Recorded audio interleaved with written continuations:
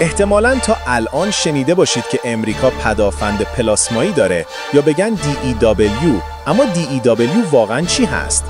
DEW مخفف جمله Directed Energy Weapons هست، به معنی سلاح انرژی هدایت شده.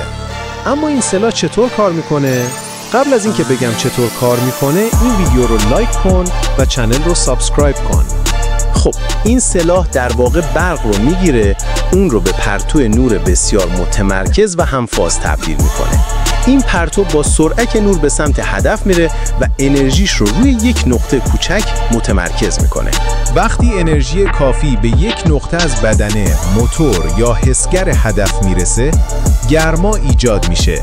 مواد ذوب یا آتش میگیرند و در نتیجه هدف غیر قابل عملی میشه. کاربردهای این فناوری نابودی یا سوختن پهپادها، قایق‌های تندرو، بدنه موشک یا سوزوندن سنسورها هست. خوبی‌هاش هم اینه که هزینه به ازای هر شلیک پایین‌تر از موشک هاست، اما نیازمند برق و خنک‌کاری بالاست. در کل این سلاح فعلا وارد میدان نبرد نشده و توی مرحله توسعه و پیشرفت هست. حالا به نظر شما این پدافند چقدر میتونه مؤثر باشه؟